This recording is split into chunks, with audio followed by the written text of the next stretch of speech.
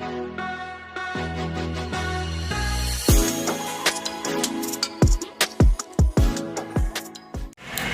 Friends, जय हिंद। हम लोग इस समय मसाला तैयार कर रहे हैं बोर्ड एग्ज़ाम के लिए, क्योंकि आप लोगों का बोर्ड एग्ज़ाम बहुत जल्दी ही है।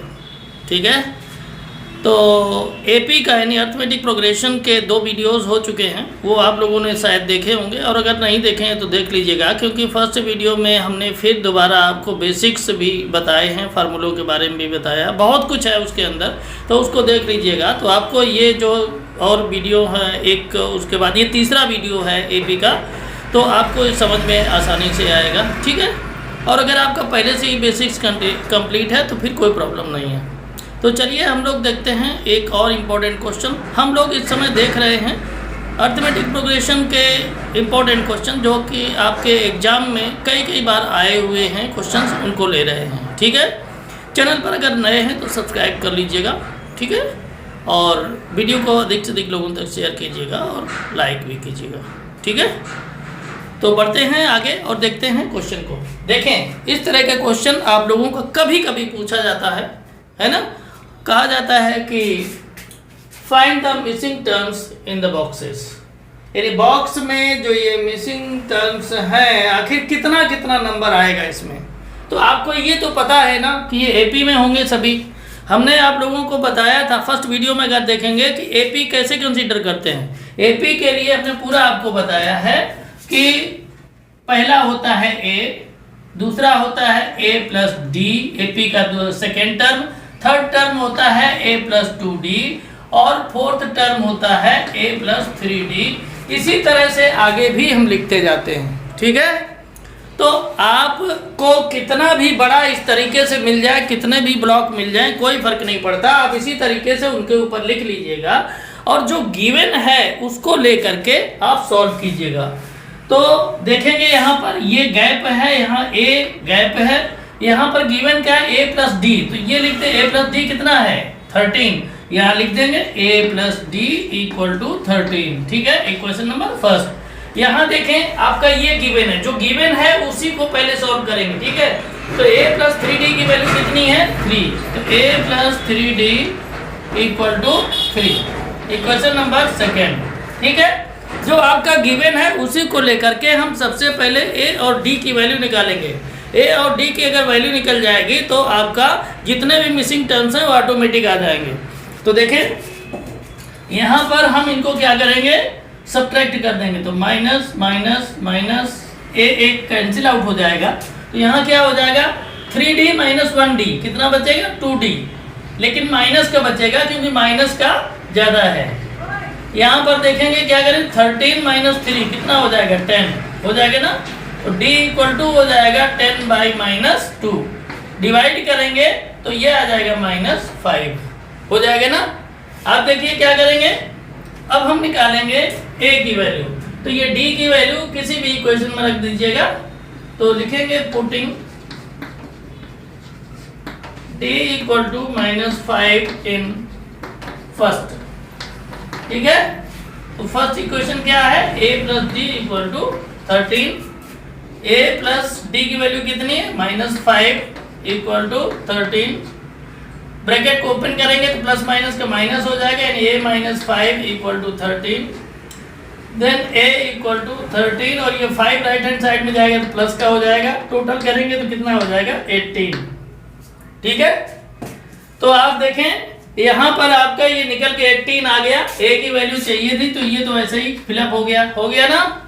इसके बाद में यहाँ पर देखें तो a प्लस 2d को निकाल लीजिए, तो a plus 2d equal to a की वैल्यू 18 प्लस 2 इंटू डी की वैल्यू -3। ठीक है, तो ये हो जाएगा 18, और ये प्लस माइनस का माइनस, 3 2 जा 6, तो क्या हो जाएगा 18 माइनस 6, ये आ जाएगा 12, यानी हम इसमें कर देंगे कितना,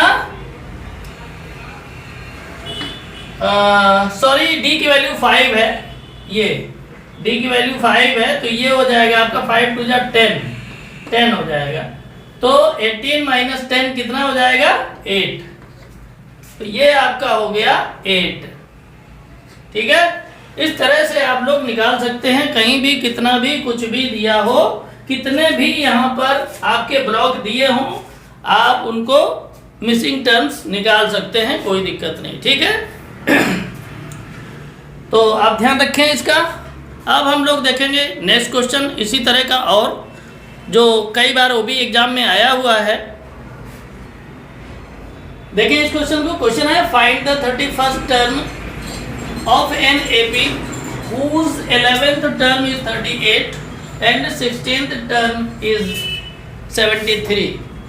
अब देखिए हमने आपको बताया जो गिवन है उसी को लेकर करेंगे। तो यहाँ पर आप लोग कहाँ बार बार एपी के टर्म्स लिखेंगे जो हमने लिखवाए थे। आपको एक हम ट्रिक बताते हैं। ट्रिक ये बताते हैं, आपका 11th टर्म जैसे दिया हुआ है तो उसमें a प्लस डी के फॉर्म में उसको कैसे लिखेंगे, एक डी कम कर देंगे। जितना भी आपको पूछा जाएगा उससे एक डी कम कर देंगे। जैसे 11th टर्म पूछा गया है तो 11th टर्म को आप क्या लिखेंगे, a प्लस 10d, ठीक है। इसी तरीके से आपका 16th टर्म पूछा गया है उसको क्या लिख देंगे, a प्लस 15d। क्लियर, कोई दिक्कत नहीं ना। तो देखें इसको नोट करेंगे, क्या हो जाएगा 11th टर्म यानी a प्लस, पहले लिख लीजिए solution, 11th term equal to क्या हो जाएगा 38। क्लियर। तो 11 टर्म को हम क्या लिखेंगे, a plus 10d equal to 38, equation number first. Clear. इसके बाद में है 16th टर्म, ये कितना है 73। 16 टर्म को क्या लिख सकते हैं, a plus 15d equal to 73, equation number second. ठीक है। अब क्या हो जाएगा, फ्रॉम फर्स्ट एंड सेकेंड दोनों इक्वेशन ले लेंगे, a plus 10d equal to 38 और क्या हो जाएगा a plus 15d equal to 73। Clear. Minus कर देंगे, ठीक है। तो a से a कैंसिल आउट हो जाएगा। यहाँ क्या आपका बचेगा, 15d से 10d माइनस हो जाएगा 5d। क्लियर। क्या आएगा 5d, वो भी माइनस का, क्योंकि माइनस वाला ज़्यादा है, इक्वल टू यहाँ पर देखें क्या हो जाएगा 73 और 38 का डिफरेंस अगर हम देखेंगे तो कितना आएगा, यहाँ से 13 से 8 माइनस हो जाएगा तो आ जाएगा 5 और यहाँ 6 से 3 माइनस हो जाएगा तो 3 आ जाएगा। ये आ जाएगा माइनस का 35। क्लियर। तो हो जाएगा d equal to minus 35 upon minus 5।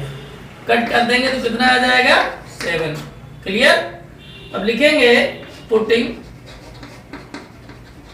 d equal to 7 in second में रख दीजिए। आप लोग कहेंगे हर बार जो है फर्स्ट में ही रख देते हैं, सेकेंड में रख दीजिए।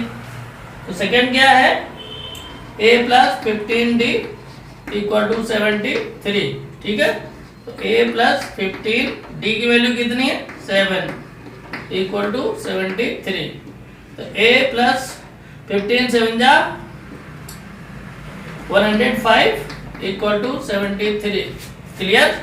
a इक्वल टू 73 और इधर प्लस का है 105, राइट हैंड साइड में जाएगा तो माइनस का हो जाएगा। क्लियर। अब माइनस कर दीजिए 105 से 73 तो 2 आ जाएगा और 10 से 7 माइनस हो जाएगा तो 3 आ जाएगा, यानी 32, वो भी माइनस का। क्लियर। तो यहाँ पर a की वैल्यू आ गई -32 और d की वैल्यू हो गई 7। अब देखें 31st टर्म की वैल्यू आपसे फाइंड करने को बोला गया है। तो 31st टर्म इक्वल टू क्या हो जाएगा, a प्लस 30d हो जाएगा ना। तो a की वैल्यू कितनी है -32 और प्लस 30 इंटू डी की वैल्यू 7। ठीक है। तो ये हो जाएगा -32 प्लस 210 हो जाएगा। क्लियर। अब देखिए 210 से माइनस कर दीजिए 32 को, 210 और 32 हो जाएगा माइनस, तो क्या आ जाएगा, कैरी ले लेंगे 10 में से 2 गया 8, ठीक है। यहाँ पर 9 से 9 क्या यहाँ पर 10 हो जाएगा, 10 से 3 माइनस हो जाएगा तो 8 हो जाएगा और यहाँ 1 हो जाएगा, यानी आंसर कितना आ जाएगा 178, ये वैल्यू आएगी। क्लियर? इस तरह का क्वेश्चन आएगा तो आप लोग आसानी से कर लेंगे, कोई दिक्कत इसमें होती नहीं है। चलिए हम लोग देखते हैं नेक्स्ट क्वेश्चन। तो देखें आप लोग, क्वेश्चन है Subbarao started work in 1995 at an annual salary of rupees 5,000 and received an increment of rupees 200 each year. In which year did his income reach 7,000? मतलब ये है सुब्बाराव हैं, उनकी एनुअल सैलरी 5,000 है। कितना है? 5,000, और पर ईयर उनकी 200 इंक्रीमेंट लग जाता है। पूछा है कि कितने साल के बाद, कितनी ईयर के बाद उनकी जो सैलरी है वो 7,000 हो जाएगी। मतलब यहाँ पर समझें कौन सी क्या चीज़ है। जो उनकी सैलरी है वो आपकी फर्स्ट टर्म है।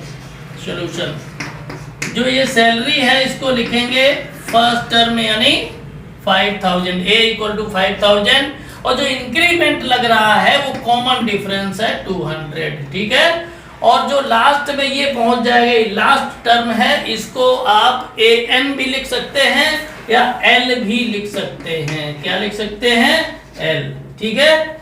यहाँ पर आपसे पूछा क्या गया है N की वैल्यू यानी नंबर ऑफ ईयर्स। क्लियर? अब आपको हमने फार्मूला बताया था वही अप्लाई कर दीजिए, क्वेश्चन आपका सॉल्व हो जाएगा। कौन सा? L = A + N - 1 × D। Clear? तो L की वैल्यू है 7,000, A की वैल्यू 5,000 प्लस N की वैल्यू निकालना है, D की वैल्यू 200। क्लियर? तो ये जो 5,000 है इसको ले लीजिएगा लेफ्ट में, तो हो जाएगा 7,000 - 5,000 और प्लस 200 से n - 1 मल्टीप्लाई करेंगे तो हो जाएगा 200n - 200 हो जाएगा ना। अब देखिए क्या हो जाएगा, 7,000 से 5,000 माइनस हो जाएगा तो 2,000 आपका बचेगा, ठीक है। इक्वल टू हो जाएगा 200n - 200। अब इस 200 को हम क्या करेंगे, लेफ्ट में लाएंगे तो माइनस क्या है तो प्लस हो जाएगा, यानी 200 + 2000 + 200 = 200n, ठीक है। अब प्लस कर देंगे तो कितना आ जाएगा, 2200 = 200n, then n = 2200/200, ठीक है। 2 0 से 2 0 कैंसिल आउट हो जाएंगे, 2 से 22 को कैंसिल करेंगे तो कितना रहेगा 11 ईयर्स, ठीक है। यही है आंसर। क्लियर? कोई दिक्कत नहीं ना। इसी तरह से क्वेश्चन होते हैं, याद रखिएगा, ठीक है ना। तो क्वेश्चन सॉल्व हो गया, देखने में बहुत हार्ड लग रहा था। इसी तरह के क्वेश्चन आएंगे, बस आप क्वेश्चन को समझ लें, याद रखिएगा। क्वेश्चन को अच्छे से पढ़ेंगे, उसमें समझेंगे क्या गिवन है, क्या निकालना है, ठीक है। और जो गिवन होगा उसको नोट कर लेंगे, जो निकालना है इस तरीके से उसको n = जैसे n निकालना था क्वेश्चन मार्क लगा दिया, आप लगा दीजिएगा। उसके बाद में सोचिए आखिर ये कैसे सॉल्व होगा, आपको ज़रूर उसका रिलेशन याद आ जाएगा और हो जाएगा क्वेश्चन। तो ठीक है, इस पैटर्न के क्वेश्चन पर ध्यान रखिएगा आप लोग।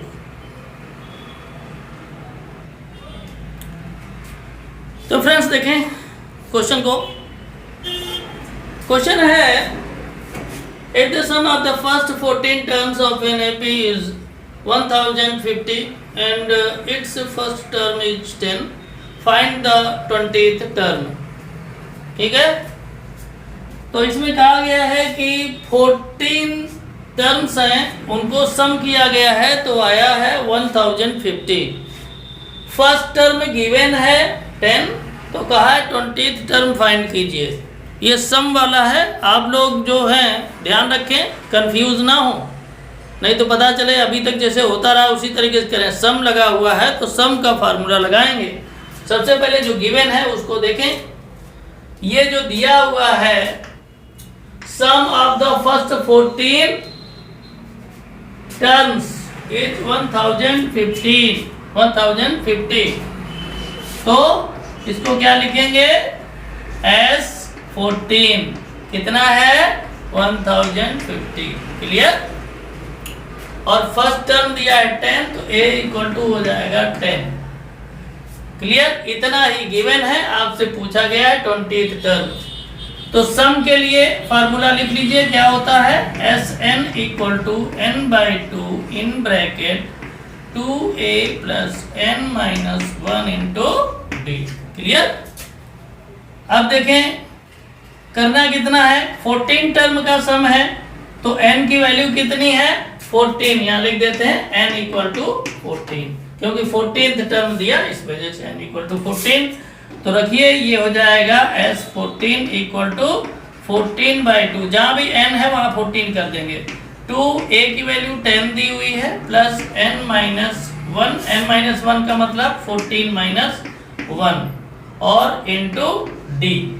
डी की वैल्यू नहीं गिवन है, यानी इसमें ओवरऑल हम डी की वैल्यू ही कैलकुलेट करने वाले हैं, क्योंकि एस 14 की वैल्यू आपकी दी है कितनी?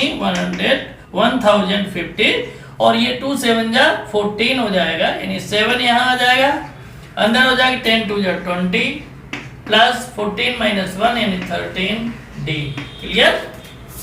अब देखिए क्या करेंगे, 7 जो है यहाँ मल्टीप्लाई में है, लेफ्ट में आएगा तो डिवाइड में हो जाएगा।